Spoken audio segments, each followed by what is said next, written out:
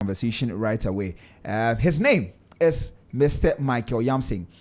Sir, how are you doing? I'm well, thank you, and Happy New Year to you. Yeah, same to you, same to you. I like your smile. All right, great. So let me just read his profile real quick, and then we can go into the conversation. Now, Michael Harry Yamsing is a seasoned management consultant with nearly 30 years of experience in governance, strategy, and business transformation. He credits his love for strategy and passion for transformation with aiding his leadership career in consumer goods, telecommunications, agribusiness, and consulting, driving innovation and sustainable development or sustainable growth. At Unilever Ghana, Michael transformed the food category, enhanced distribution systems, and championed local sourcing initiatives. He later managed Unilever's Africa Innovation Center in South Africa's savory business portfolio and oversaw food portfolios in Ghana and Francophone West Africa, leading business turnarounds in 15 countries. He worked in telecommunications first as Group Consumer Segment Manager at Celtel, which is now called Airtel, managing a €1 billion prepaid business across 14 African nations. Later, he disrupted the market as General Manager for Gateway Broadcast Services in Ghana. As CEO of Ishmael Yamsing and Associates, Michael has led impactful governance and strategy projects for major clients like Tema Oil Refinery, Coca-Cola, and Anglo-Gold Ashanti. He is a fellow of Solidaire Ghana and a football enthusiast. Mr. Michael, that's a very long profile. You've done a lot. You wrote it.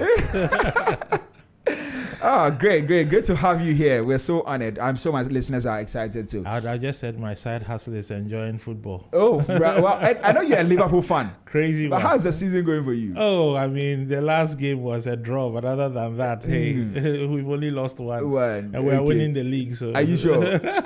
And I hear you guys are still going for kudos. Is that true?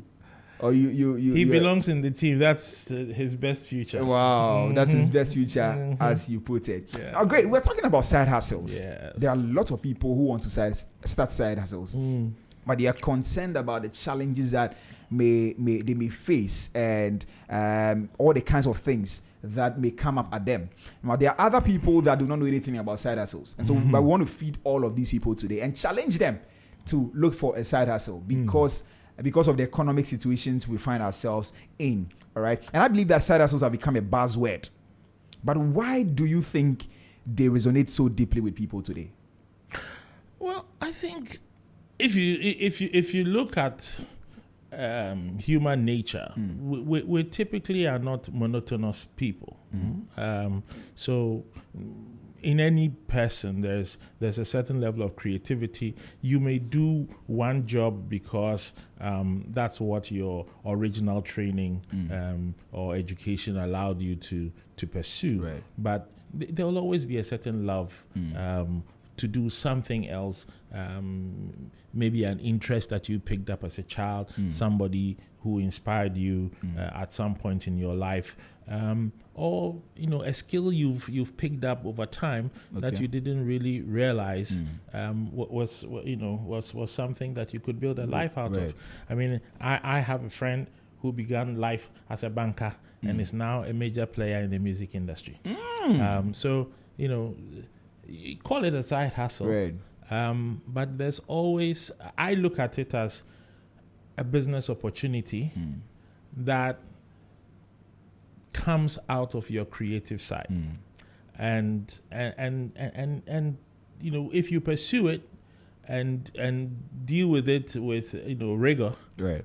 I believe it has the potential to turn around your life, your not just financially, but when you do what you love, they say you never work a day in your life. Right.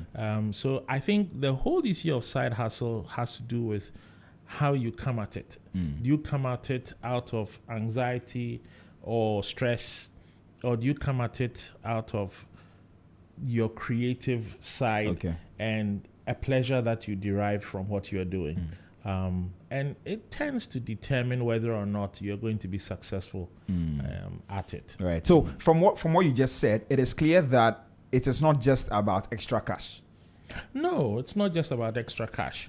I mean, think about your church, your friend in church who loves to sing, right? I sing in church actually. Exactly. So when you sing in church, you are singing more for the spiritual upliftment. Right. But you may do it so much and so often that you become an expert at it. And now you step out of your church and begin to perform at weddings. I don't want to say the other one. At weddings, at parties, etc., etc. Next thing you know, somebody loves your voice and says, "Can I write a song for you to sing?" Before you know it, you've cut an album. Right. How did it begin? It began with a desire for spiritual upliftment. So, call it a side hustle. And I know that's the buzzword, but I think that these things, where they are successful, they come out of a creative side, a desire to express, explore a certain thing that gives you innate pleasure, and then it becomes a business over time because you've become so much expert at it. They say do something for so many hours, and you'll become an expert. And I think that when people do the passion to the point where they become experts at it, it becomes a business. Yeah. That's great. Because I know people that have businesses. They run their own company, or maybe they are employed. But today they went into a different business and they are excelling so much. What kind of mindset should we have if we want to go into a side hustle, into the world of side hustling? I would say that the thing that is most important is you have to know that you are passionate about it. Very interestingly, when I run retirement planning programs for clients, we talk about 4 broad types: the dreamers, the lovers, the warriors, the thinkers. And you'll find that most of us fall in a big way in one box and have a little bit of another box. And whichever box you fall into, you begin to explore the opportunities for you to do something that you are passionate about. When you do management programs, you talk about finishers. If you're a finisher, what can you do in addition? I see a lot of people these days taking project management courses and getting certified as project managers. Maybe because by nature they are finishers, not necessarily that they want to use it in the job they are doing now, but getting that certification allows them to do other things, to work with other people on other projects. Why did I become a consultant? I love to share. I love to talk. I love to explore ideas. So call what I do my side gig, but it's become my main thing, and I enjoy it. And I've been doing it since 2009, and it's wonderful. I don't work because what I do gives me pleasure. Yeah. Right. So you need to have a mindset that you are passionate about what it is that you are getting into, because it will at some point in time, if successful, take over your life. Right. And it cannot be a stress in your life. It actually has to make you a better person, make you a richer character, a nicer person for people to be around. So you take the person who sits in an office, is a manager, it's a secretary, it's whatever, and has a passion for sewing, designing, and eventually decides, I don't want the office career, I want the creative career.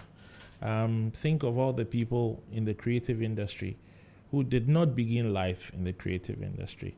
But then at the same time, think of, the person who started life as just maybe an office admin person and then decides that actually my passion is to go into HR, or my passion is to go into accounting. So they get an ACCA certification. Maybe what they study had nothing to do with accounting, but that's become what they feel passionate about.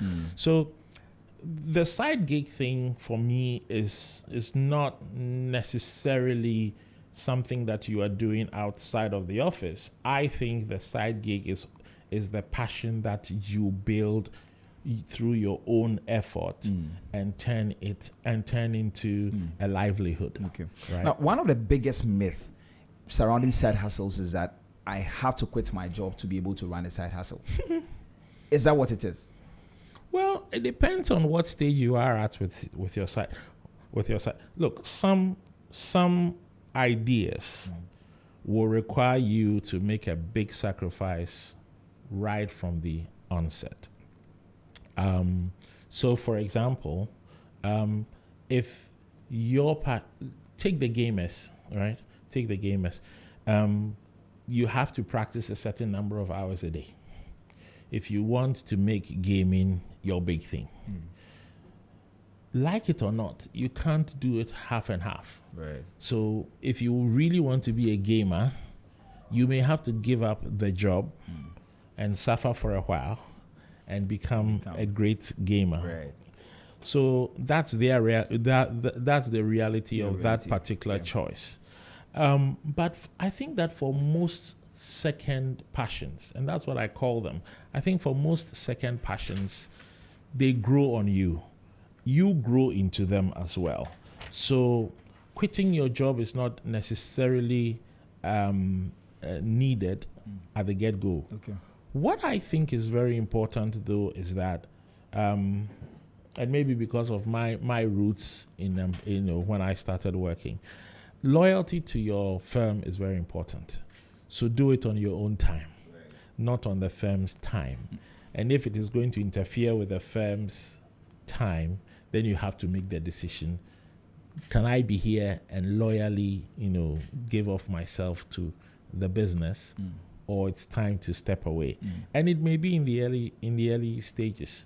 Think of the person who decides that their side business, their second passion, is food, baking bread, for example, and you have to start maybe at 4 a.m. or 4:30, and can you combine work with a love for baking? You have to very early in the process decide that if I want to commercialize it, I need to take a different path.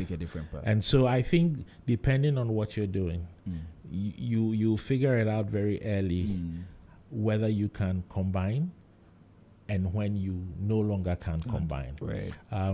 But some people happily combine the two for a very long time. If you take the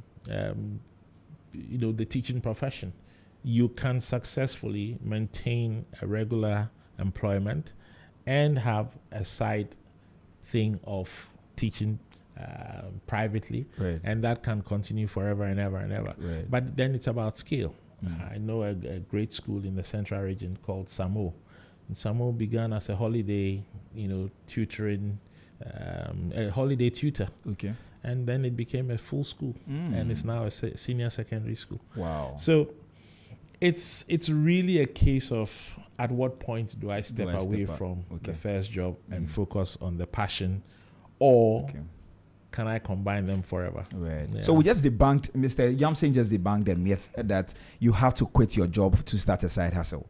You can have a side hustle and still be working in your 9 to 5 or whatever thing you're doing. Yeah. So you need to just know the point where you have to now move away from one and focus on one. Exactly. Right. Okay. Now the question, I want you to just take us through what are some of the side hustles that people are engaging in? What are some of the side hustles? Maybe if you can just run us through just a few. You don't have to mention everything. Well, for the professionals, one very interesting thing is those who get into serving on boards, for example. So you have your main employment, your main profession, but it gives you a certain depth. Over the years, you acquire depth, you acquire, skills, perspective about governance and the rest of it. And a lot of senior people will then at some point in their career say, and I want to serve on boards.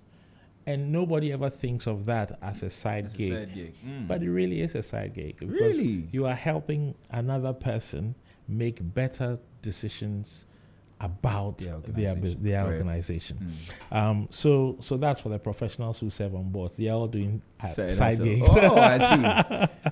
Amazing. Then, of course, I talked about the creative side. So those who get into, designing, photography, singing, Okay. acting, etc., etc. I mean, if you take a famous uncle, Ebo White, Yeah. most of his cast are professionals in their own right. Right. They love the acting, and then And then they do. and they've built a very successful organization. Good morning, Uncle Ebo. Yeah. Right. So, a lot of people step into the creative. A lot of people step into service businesses, food service, the rest of it. I think that these days, people are also stepping into professional services. I talked about those who are getting certified to do project management, those who are getting certified to do accounting. You have people in marketing who get certified as chartered marketers, and they advise other businesses, in their own free time. And then, of course, you have those of us who are serving on boards and the rest of it. Interestingly, some people, for example, will say, "Oh, I've always cut my friend's hair," and they'll never open a barber shop. But people come to them. Sometimes they don't even charge anything for it. It's just the passion. So they are as varied as you can think of. The important thing for me is that I think you see the trends coming up now, particularly with young people. They are well educated. They've gone to school. They have a normal job, but you see them pursuing something that essentially gives them a pleasure. Like driving Uber. Like Somebody driving likes Uber. driving. I, for example, love to drive. I always tell people I've driven 1,600 kilometers in one day. Yes. Because the road was there and the car was good there. and I could, open the sunroof and enjoy myself. And it was fun. Now, if you love to drive, like me, when I was younger, I used to tell people if I die and I come back, I'll come back as a race driver. So yes, I mean, some people will drive for a living as their side thing because they love they love being in a car. They enjoy the sound, the mechanics of it. Some people get on a motorbike. Why do they get on a motorbike? Right? Yeah.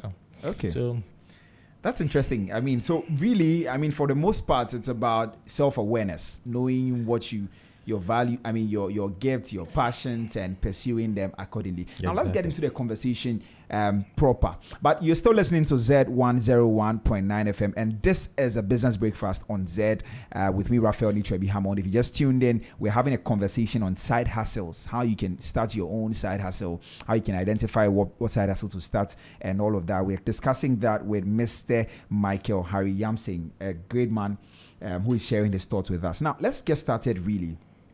How can how can somebody with zero experience figure out what side hustle to start apart from the passions?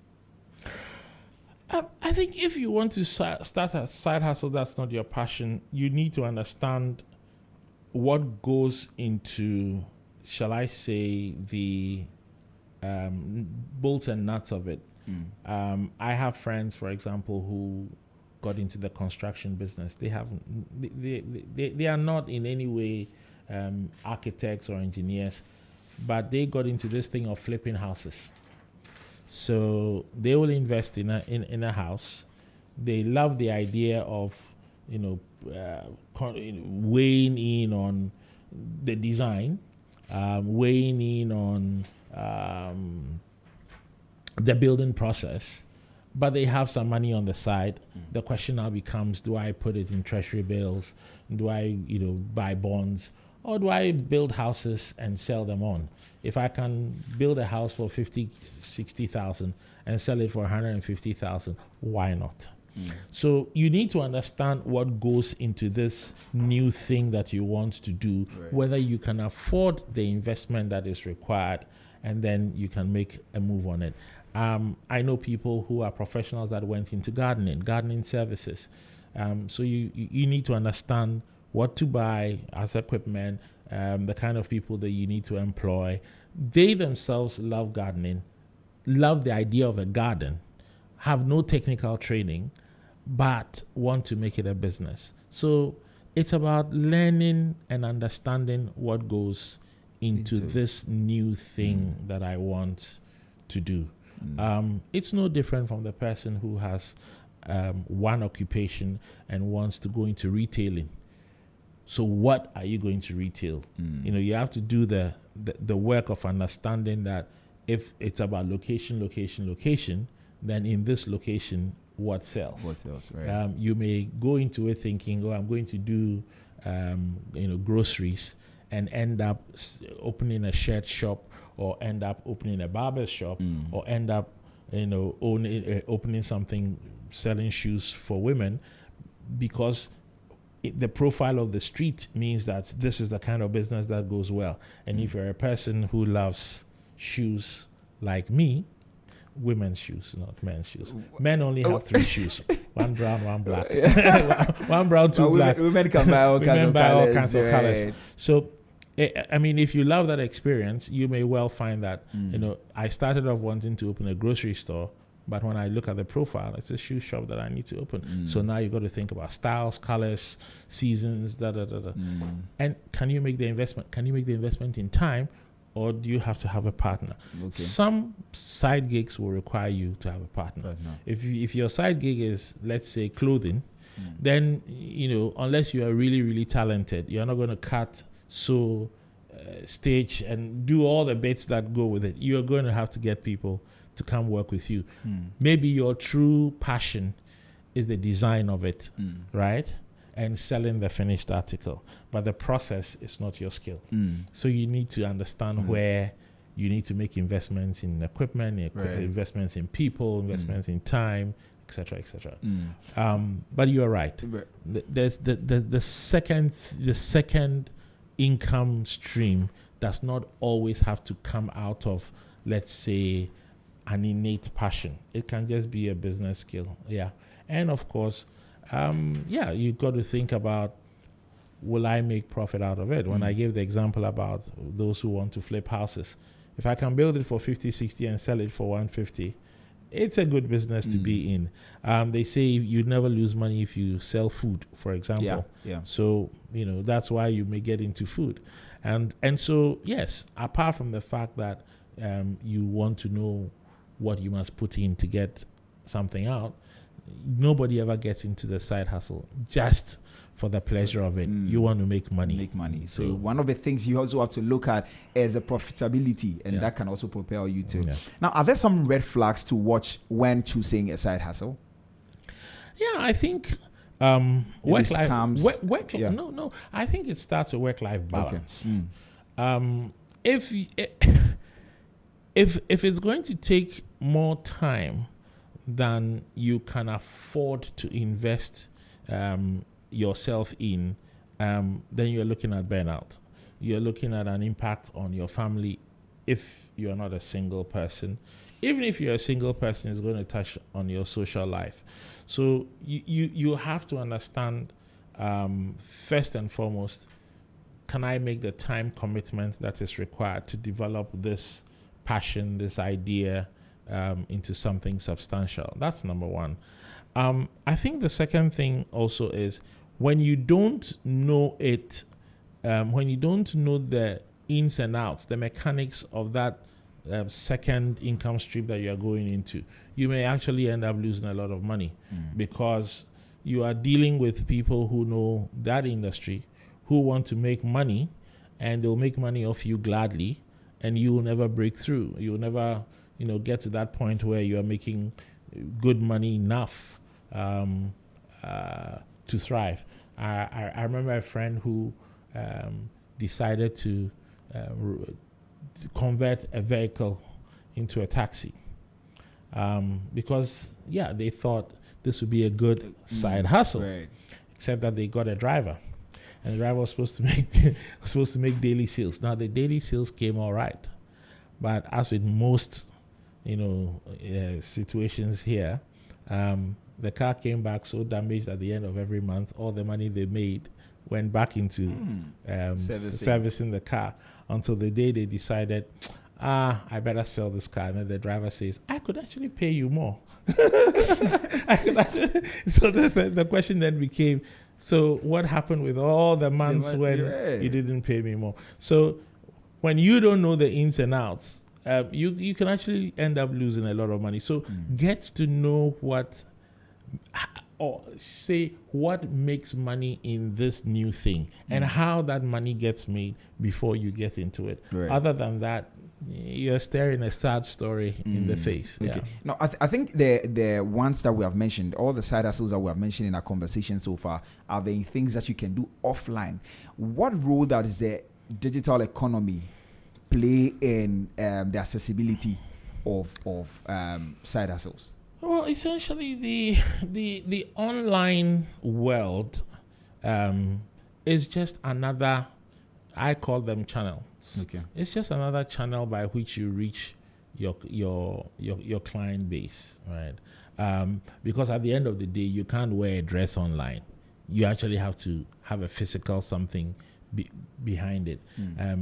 Unless it is brain work that you are delivering online, there has to be a physical business in the end at some point in that transaction. So online just facilitates. It facilitates reach.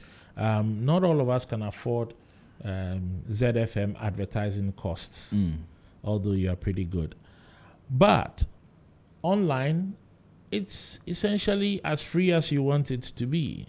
And the investment can be quite minimal. So online is good for small businesses. Online is good for new businesses. Online is good if you have the savvy and your clients have the savvy. But of course, today we're all in a way holding smartphones. And eventually, once you hold it, you learn the functionality to some extent.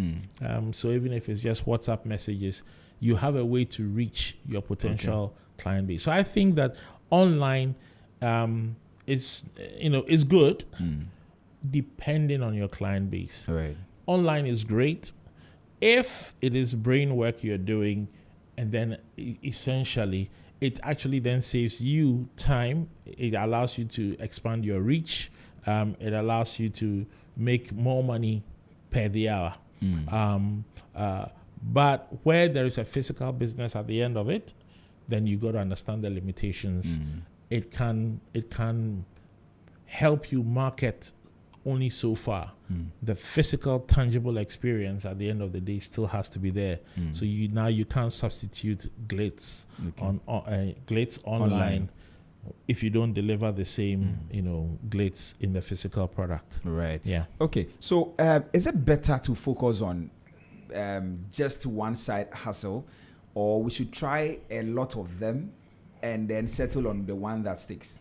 I certainly would say that pick one. Okay. Because if you're trying to do 3, 4, 5, 6 things, they say the jack of all trades, master of none. But there's actually an end to it better than one. Yeah. Exactly. But so the better than one is the original thing that you are doing, right? So anytime you add on, it's better than one. Right. But I think that take on one at a time. Okay. You can't take on, I wouldn't advise certainly 3 side things at the same time. You will never focus enough to build on any one of them. When you think about it, even entrepreneurs who end up opening, a distribution business here, a food business there, a car, a vehicle, service somewhere, many, many, many times, all the businesses fail one after the other in a very short period of time because attention to the detail of what is happening is just not there. But if you build one and you expand it into many different places, the logic of the business is the same, and it's easy for you to manage across a wide spread of geographies. But when you have many different businesses requiring different skill sets all running at the same time, they will all fail at the same time. At the same time. Yeah. Right. So if you're still listening to me, it's 10 minutes after 9 and we are still live on Business Breakfast on Z with me, Raphael Nichwebi Hammond, and I'm having a conversation, very interesting conversation with Mr. Michael Harry Yamsing. We're talking about side hustles. If you just tuned in, we're talking about side hustles and how you can start your own side hustles. What are the things that you need to pay attention to? What are the things that you need to know? And I'm saying that if you want to join the conversation, you can send us a WhatsApp on 0544 321019. We'll be we'll be happy to read your comments and your contributions or questions if you have any. 0544 321019. And we are live on Facebook and YouTube. On Facebook, we are ZFMGH, and then on YouTube, we are Z Multimedia. Now, Mr. Yamsing, let's go into a different wing of the conversation. Building and growing the side hustle itself. Now, can you tell us what is the best way to grow a side hustle into a sustainable income stream? Formalize it as quickly as you can. I would say, once you're running a business, get it registered as early as you can. Get it registered, because eventually this thing is going to grow, right? So learn the ins and outs of managing a small business and grow with it. The other reason why I very quickly said formalize it, your bank manager is more interested in you when you have two income streams and it's formalized and they can actually deal with you as a business person. So for me, the whole idea should begin with saying that I'm starting this thing today. It may be very, very small, but let me get it registered. Let me get my idea on paper properly sorted out. Let me start thinking about where I want to take this business. So I'm stepping away now from registering your business. But think about the path that you want it to take. You may not get to the dream in year 1 or year 5 or year 10, but you got to plan it out such that you know ultimately where you want to take this business. Because if you don't have an objective for doing this thing, for investing your time, for investing your money, for asking other people to come and support you in it, if you don't have a very clear ambition for it, you're just going to drift. So beyond the first step of formalize, register your business, think very deeply about where you want to take it, how far you want to take it, how big you want it to be. Some people are very clear right from the get-go that they do not want it to become huge. They want to keep it small. Some also have the ambition to make it something utterly massive. Depending on where you choose to go, you are very clear with yourself, and there isn't a mismatch of expectations. You start the business, you want it to be small, and then you realize that this particular business, if you keep it small, doesn't pay its way. And then you are investing your time, you're investing your money, it doesn't really give you the return, and you get frustrated, and then the whole thing fails. So know right from the beginning, and like we said, understand the industry, know what it takes to make money, then decide how big you want to be in that industry. Yeah. Right. So you have talked about formalizing and all of that. Planning forward. Yeah. What is the role of branding in managing a side hustle? Well, it comes with planning forward. Okay. Because, and we've talked about, say, online, for example, how do you want to be seen? Do you want to be seen as a high quality, service or business? Do you want to be seen as a mass market business? Even though you are starting out, how you define the future of your business how you define the size of your business, how you define the reach of your business will influence the way you go about your branding. If you want to be a very local business, for example, then you don't want to, take some fancy German name because you don't need to. You may not need to. But if you want to be, go national, go Africa, then from day one, you need to think about my business is going to be talking to people who speak French, people who speak English, people who speak Swahili, people who speak Zulu, people who speak Arabic.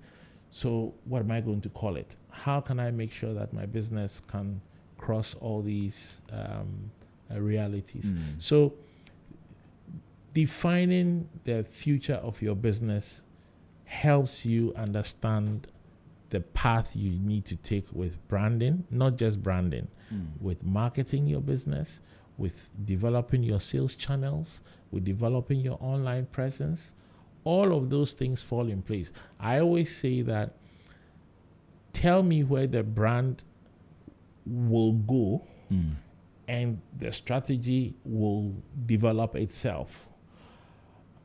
A lot of times people shift from where the brand will go and they just talk about, my business is.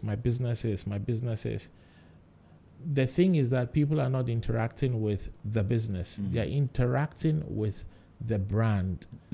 And that is what you need to define very early for yourself. So once you define the brand, everything that you need to support the brand, because remember there are two things, right? There is the business side, the bolts and nuts of making the money. The brand side is the relationship that you want everybody else, whether they are your workers, your clients, your suppliers, to have with this business. So define your brand. Define your brand very, very well. The thing is, like the soldiers say, no strategy survives contact with the enemy. So you may have done the thinking. Reality will affect the kind of client base that you acquire in the end. It will shift things one way or the other. But it's important that at the very very beginning, you have some clarity in your own mind about where you want to take this brand. Yeah. Wow. Very, very important. So branding is something that you need to pay attention to right from the beginning, depending on where you want to take your business. Even if you don't have billboards all over the place, even if you are not on TV everywhere, you must be very clear in your own mind. What's the experience I want people to have? That is the brand. People will talk about it. People will describe it. People will describe the experience. They'll describe your service. They'll describe your product. You are building the brand. Eventually, a day and a time will come. You'll begin to put that logo out with more confidence in more places. The brand has already been built. Yeah. Right. Now, there are people that have started certain side hustles, but the problem is the consistency at it. So they start a particular side hustle today because they are probably interested in a lot of things. Then they stop the next time. Then they jump onto something else. Then they focus for a while. If it builds to a particular point, or maybe there are some little challenges, then they stop and move to another thing. What do you have to tell people like that? Oh, I think, like we said earlier, pick one at a time and give it time.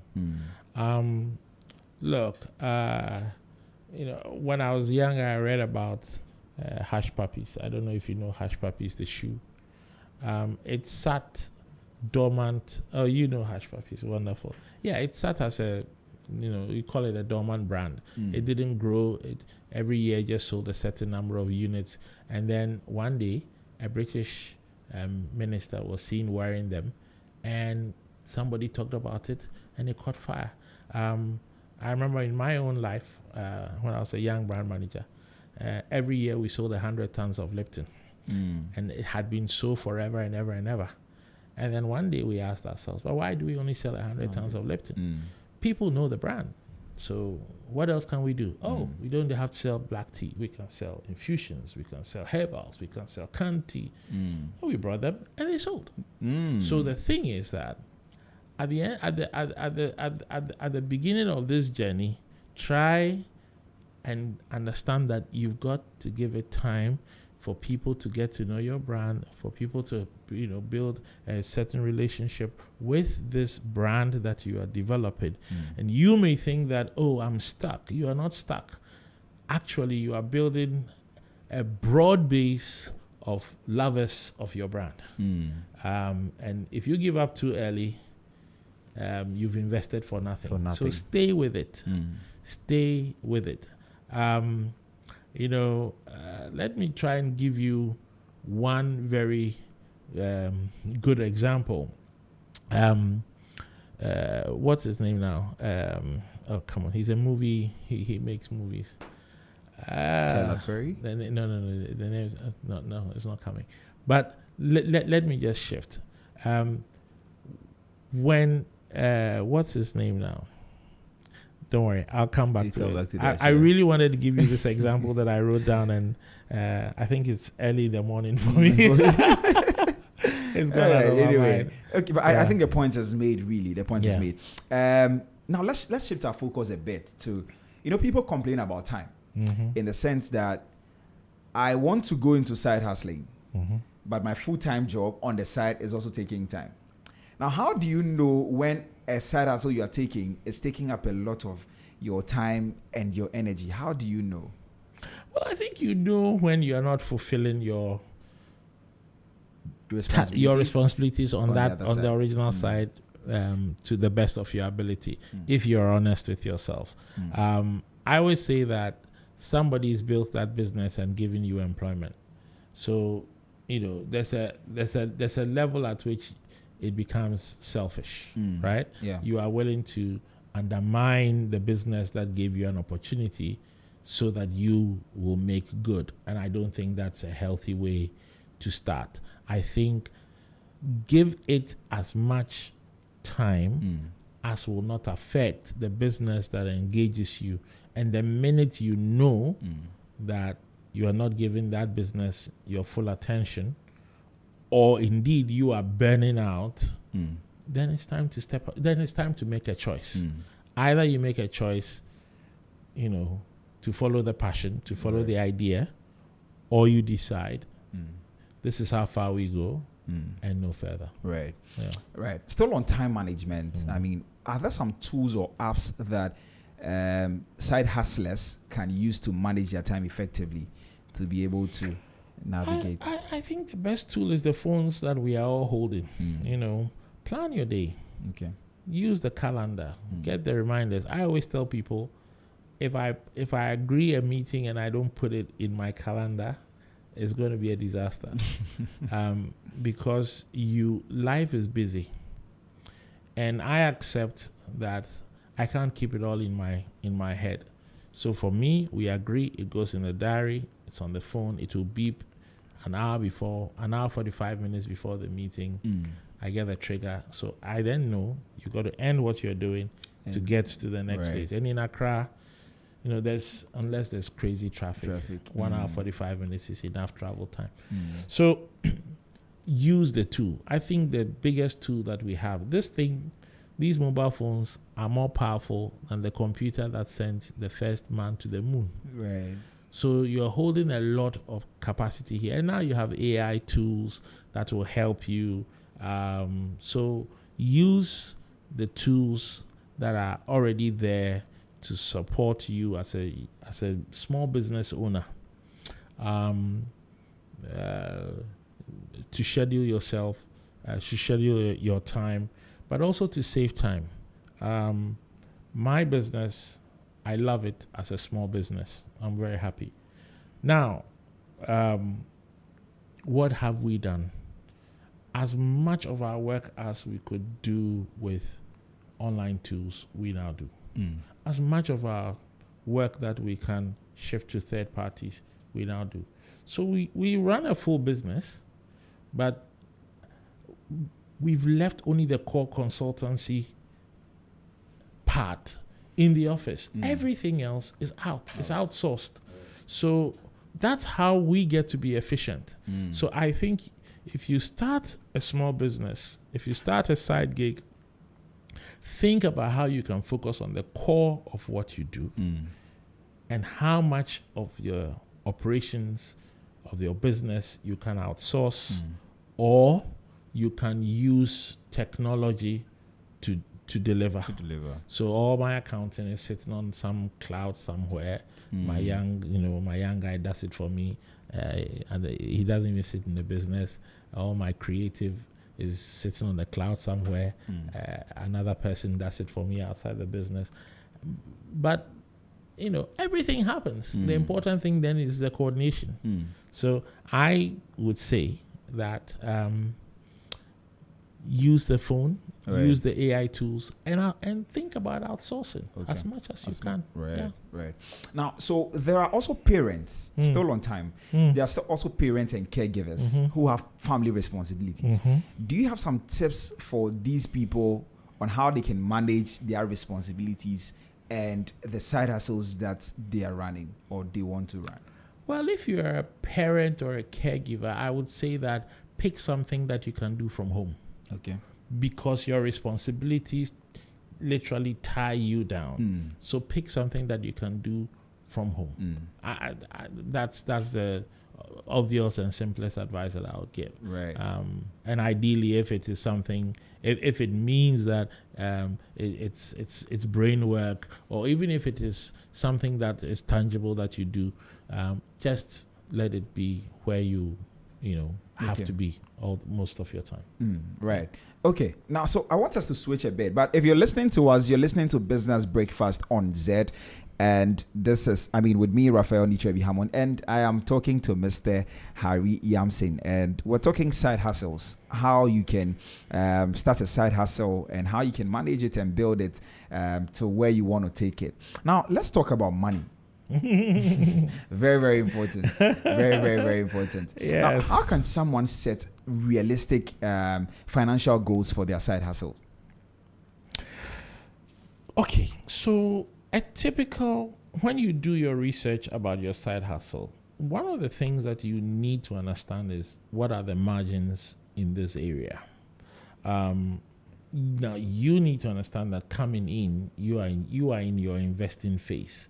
So in your investing phase, how much of the margin are you willing to give up to buy market share? That's the expression, right? Yeah. How much of your margin will you give up to buy market share? So the person who has started a new thing, and when you go there, they are like, okay, I'll give you a discount. All they are doing is they are trading share. The other bit also is that maybe you want to be much, much, much better than anyone else in the business. So you go for high quality inputs. So that's how you are sacrificing your share, right? You're doing high quality inputs. It's costing you a little bit more, but you are selling at the same price as everybody else is selling. That's you giving away some value, but you are delighting your customer, your client. So think about good margins and make the decision. In my investment phase, in my startup phase, how much margin will I trade to buy share?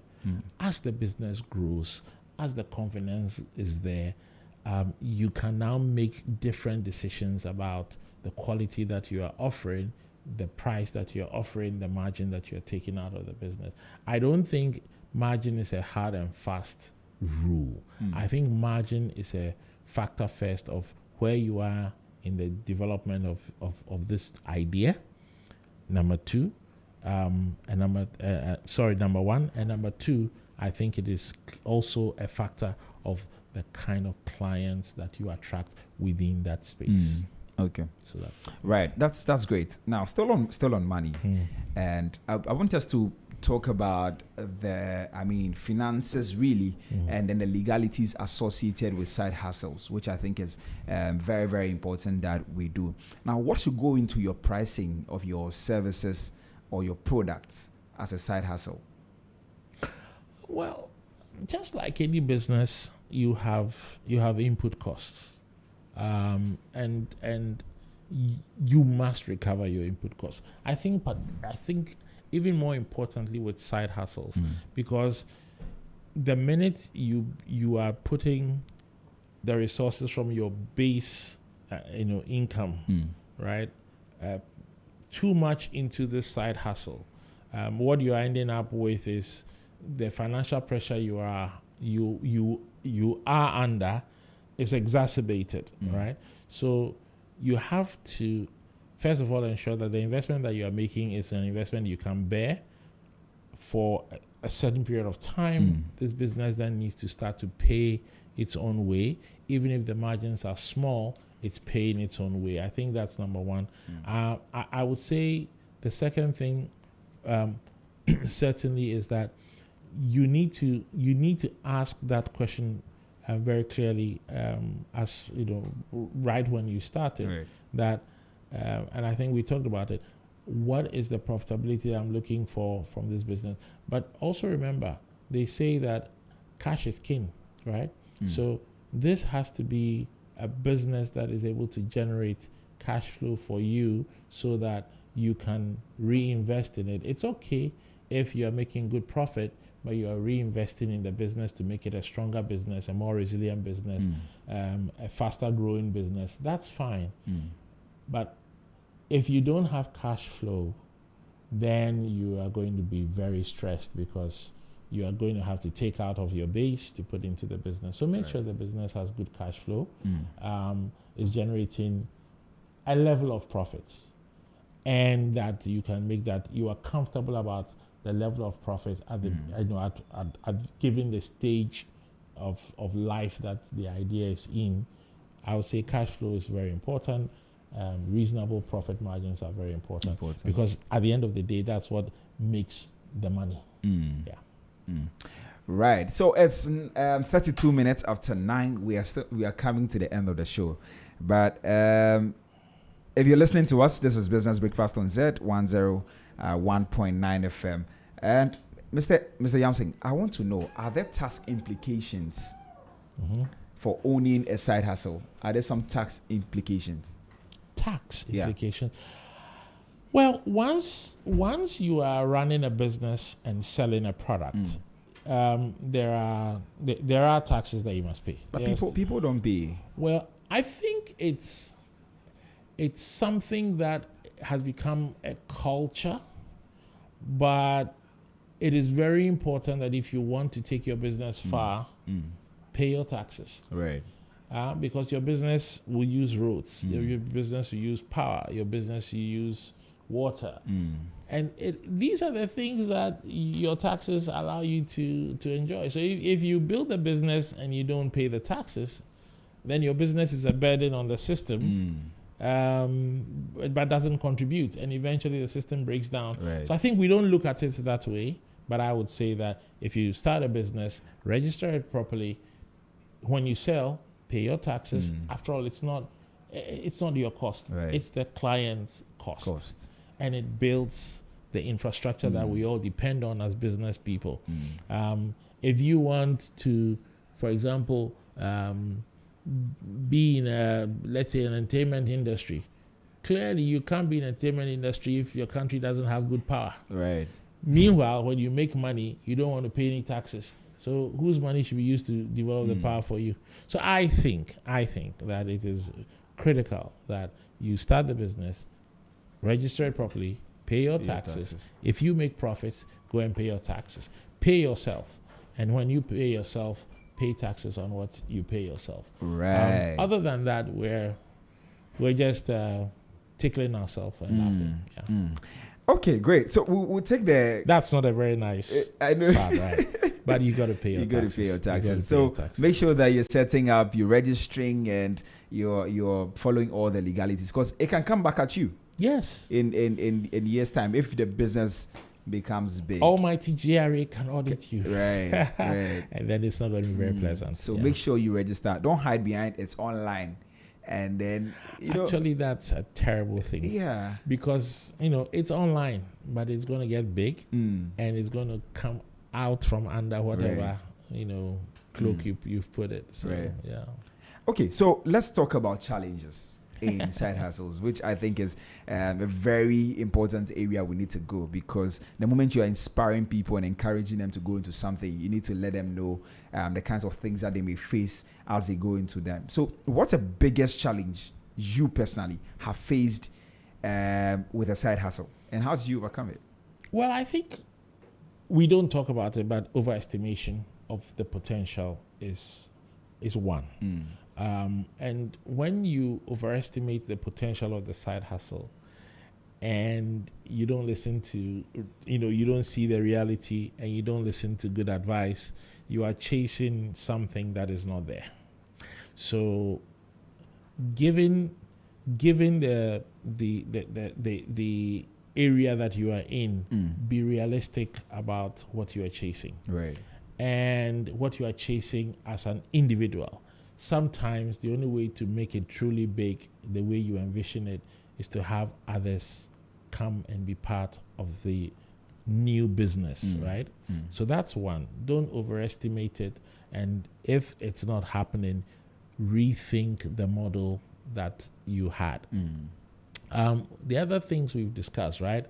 Time management, the time you can give to the business that you are originally in, the time you can give to your family, your social network, the time you can give to yourself to care for your own well-being.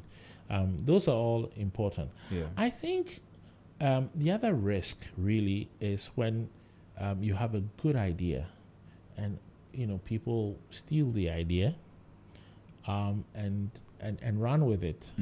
And so something that was going to be your play now becomes a highly competitive area because you saw it as something you could do on your own, and somebody saw it as something that can be truly big. And so here the issue really is that you underestimated the potential of the idea. So think about it. The first business to do mobile telephony was Ariba? Yeah, Ariba. No, it was Celtel. Yeah. It was Celtel. Celtel is no more, right? Yeah. Ghana Telecoms got into the game, and they never made it. A certain player that saw the potential, that said, I will not build people by the hour, I'll build people by the second. I'll not build the person making the call and the person receiving. That was Mobitel back in the day. The person receiving and the person calling were all paying. But I don't know whether the name was originally Ariba or I've forgotten. MTN, right? MTN. Now MTN. Yeah, I think it was Ariba. I think it was Ariba as well. Yeah. Which one was Space Phone? Space Phone. I think Space Phone became Ariba, or Ariba became Space one Phone. Of them, one or the other. Yeah. But they are the same company, right? And they transitioned into MTN. But the company that saw the big idea became the biggest player. Right. So I think don't overestimate, don't underestimate. So that's just an example. Okay. Yeah. So you talk about the competitiveness. The competition really in the sectors. Now, how can somebody deal with self-doubt? Let's say you want to go into a particular space, but you feel like that place is too crowded. How can you deal with self-doubt and imposter syndrome? Well, I look at it the same way you approach having a cold shower. Step under it slowly. Right. Yeah. Because self-doubt essentially says that, do I have the right skills? Do I have the right amount of knowledge? Can I break through? Can I break through? Do I have enough finance, etc.? So since there are question marks around many things that leave you with this uncertainty, try going small. And try winning small. Right. Then try winning bigger and bigger and bigger and bigger. Take it again. Try winning small. Okay. And then try winning bigger and bigger and bigger. Okay. Even for me as a consultant, when I'm trying to develop a new client, it's not often that you start with the big check. It's a new client. All right. Do something small. Okay. I've had a client that, turned down my bid, but then when they got into a crisis, still called me and said, "Can you do it for free?" And I said, "Gladly." Yeah, try winning small. Okay. So the first thing is we got off on a good foot finally, and then he'll pay for it in the end. Yeah. Nothing is really free. Nothing is free. Yeah. Okay. Yeah. Well, so let's talk about this one too, which I think is very, very important. How do you handle a situation where your side hustle isn't earning as much in the beginning? How do you Patience, handle it? patience, patience. Patience is the name of the game. Right. Most things start small. Yeah. The question, though, is if it's earning very little for a very long time, then maybe you are in it for the passion Okay. and the pleasure and not for the money And maybe independence. and the independence. Yes. So it happens. Like I said, the scale of the business will oftentimes correlate with the amount of profits that you are pulling in.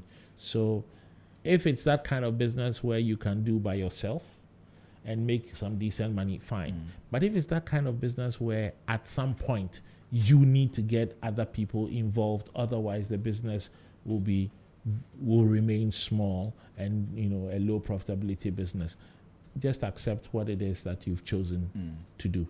Okay. Yeah. Right. Okay. Now let's come to technology. What is the role of AI in increasing the efficiency of your side hustle?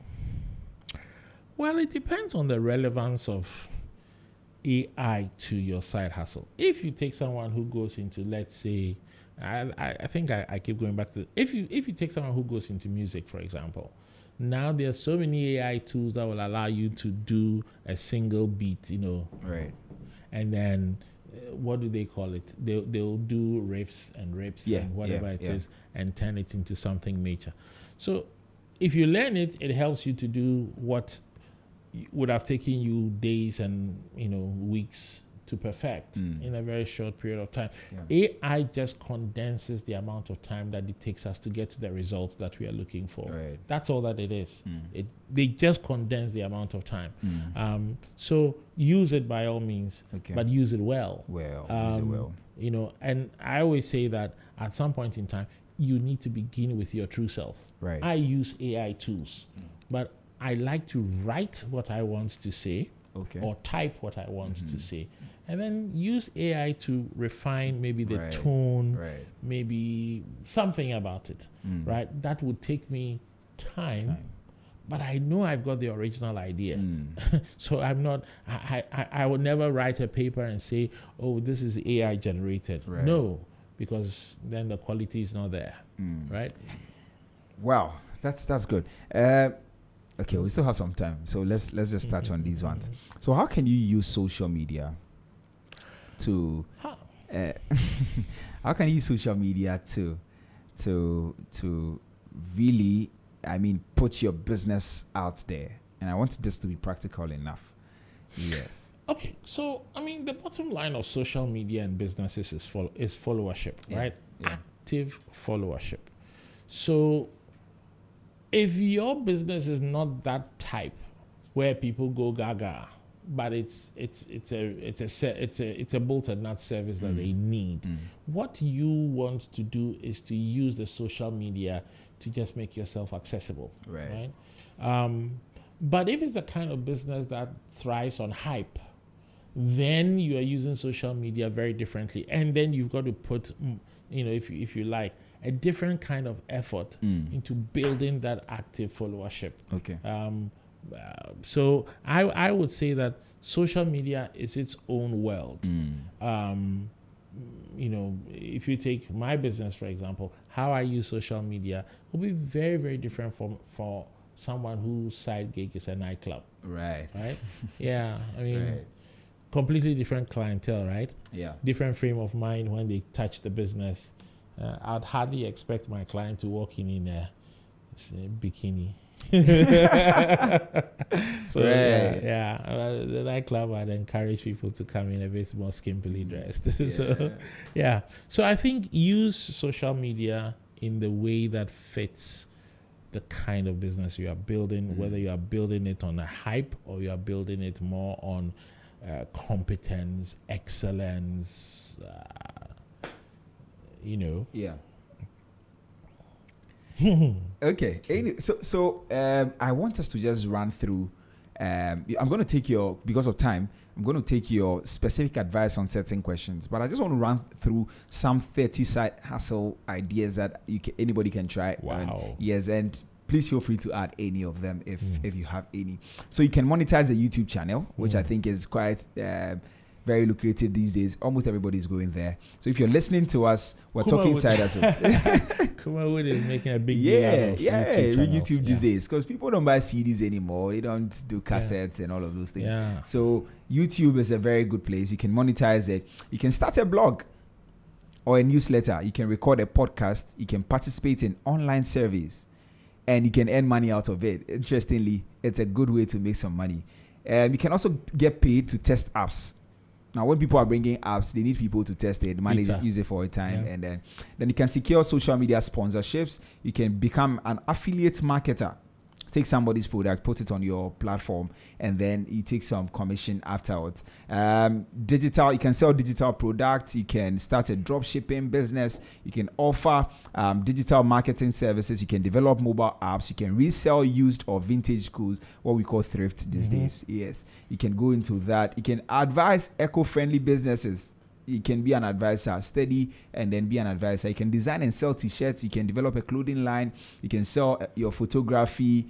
Because a friend of mine actually made a lot of money out of this, and I was so shocked. I'm actually on a group on Facebook that only does black and white pictures. Wow.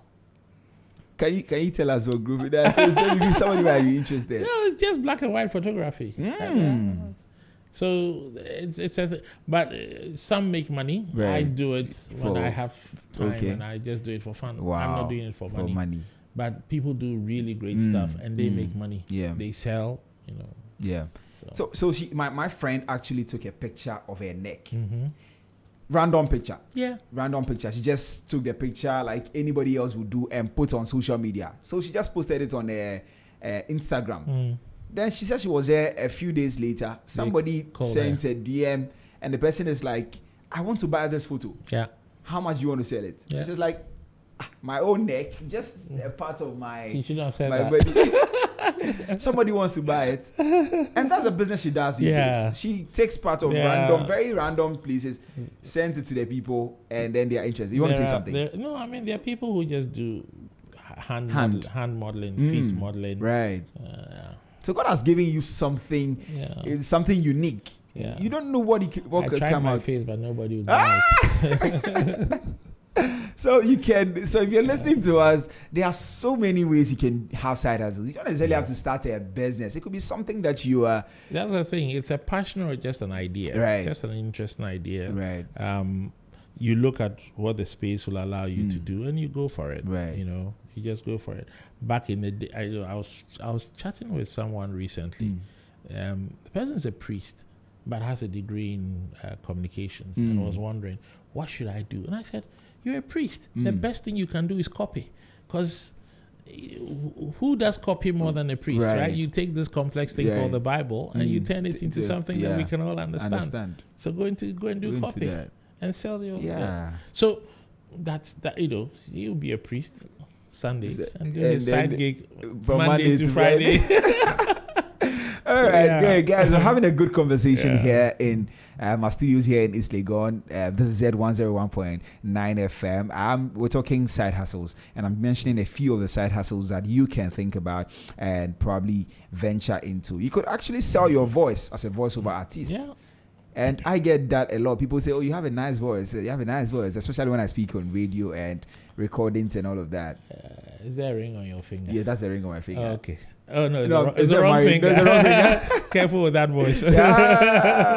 So, I get it. That'll be your next side hustle will be a permanent side hustle. Well, anyway, so you can do that. You can also offer virtual interior design consultation. Yeah. Yes, I know a friend who is good at interior design. She can look at your room and just give you an idea. Yeah. So you could actually sell that. You could create handmade goods, which is very, very important. Okay, so those of you on radio, you can't, but those of you who are watching on Facebook and then YouTube, this is something I got as a gift. Now, over the weekend, I held a conference for teenagers, and somebody, we did trainings for them. We taught them how to make jewelries and all of that. And I was shocked. Within 45 minutes, somebody was able to do this, necklaces and all of that, and they gave this to me. True. So it could be something that you can do, and we inspire them to pursue that, and it's very, very important. You could actually go into that. It's very easy to make and begin to sell. There's a chap, I read about him. He's based in Brazil, but his side hustle is T-shirts, but he doesn't make a single T-shirt. What he does is that he's got a website, and people drop their design ideas, and everybody gets to vote. And the best idea of the week, or the best design of the week, is put on T-shirts. Wow. And people buy. People buy. And so people are bidding. You know, I like that. Right. So the one that's won for the week gets made, and that's it. And he only makes that design for that week. And it's a business. It's a business. So his side gig is people like to wear T-shirts. Okay, I'll give them T-shirts. Right. But he doesn't do a single design. He doesn't make a single T-shirt. All he does is a place for creative people to put their ideas, and guys who are crazy about T-shirts to buy. He's the Airbnb of T-shirts. I know, right? I know, right? gig. And somebody says Uber doesn't own a car. Yeah, Uber doesn't own a car. All he's created is an app. Yeah. Come and sign on. So, like I was saying, you don't always have to make something.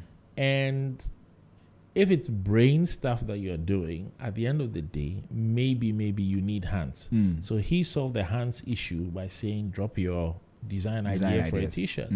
So he's got hands that he doesn't have to pay. Right. All that he does is that you get a cutout of the T-shirts that he prints week. And he doesn't even do the printing. He just orders the print. Very, very interesting. Yep. Okay, let me just run through them quickly, and then we take your thoughts. And then I think it's been a fruitful conversation. So we could go into transcription, which I think this is AI can do. Oh, yeah. So, but yeah. It's something you could also consider. No, you can use AI to enhance your work, your translation services and the rest of it, you know? Right. Yeah. And you could, these days there are people we call prompt engineers, which never existed. I mean, I used to bring Portuguese businesses into Ghana. I don't speak Portuguese. So from time to time, I needed someone who speaks Portuguese to accompany them. It's their side gig. Right. And I think we spoke about it a few minutes ago when we're talking not with you, but the one who came before you. We're talking about the future of jobs. World Economic Forum actually released their future of jobs report. And one of them is linguistic, yes. Yeah. Being able to speak other languages. And it's something that you could consider. Yeah. You could also do delivery services, deliver groceries and other items, rent out your home, your spare room, become a ride-share driver, wash and detail cars, mow lawns, give neighborhood tours, a whole lot of things. So these are a few of the things you can think of. I'm just giving you them so that you can be thinking deeper about the things that you can do. Mr. Yamsing, we have very little time. So what I'm going to do is that I'm going to take your advice for somebody who wants to, who has become very hesitant in starting their side hustle. Okay. Talk to them. Hesitant about starting your side hustle. Right. I mean, like I said, try to understand the requirement for, what you must invest in getting that side hustle to kick off. That's number one. Number two, try and understand how it's going to make you money, how it's going to generate cash, how it's going to make you money. Number three, try and understand the demands on your time. And I would say that ask yourself, how far can I take this idea? Because oftentimes when you see it as a small thing, then you don't really want to commit to it. But if you can develop in your mind a route to making it a big thing, then all of a sudden it's worth taking the plunge. Right. So he's probably seeing it as a small thing now, but it may have potential to become big. So ask the question, how big can this be? Right. And maybe the hesitancy will go away. Yeah. Well, that's all time will allow us. Mr. Yamsing, thank you so much. Always a Thank pleasure. you for coming. We're really grateful that you came. Well, I believe that listeners have gotten some value. You made a side gig out of my side gig. Right. So, ladies and gentlemen, I mean, make sure that you find something to do as a side hustle, because the economy these days, you have to really be doing something on the side to be able to survive. So, Mr. Yamsing, once again, thank you so much Always for a coming. pleasure. We hope to have you again another time. Yeah. For another side gig. Exactly. All right, ladies and gentlemen, and that brings us to the end of today's edition of the Business Breakfast on Z101.9 FM. Thank you so much for spending your money with me, Raphael Trebi Hammond. I hope you enjoy the insights, updates, and conversations as much as I've enjoyed bringing them to you. Now, don't forget to join us again next week. We're back on Monday morning at exactly 6 o'clock for another exciting show. Until then, stay informed, stay inspired, and as always, keep striving for excellence. Have a productive day. And remember, Z101.9 FM is here to keep you connected to the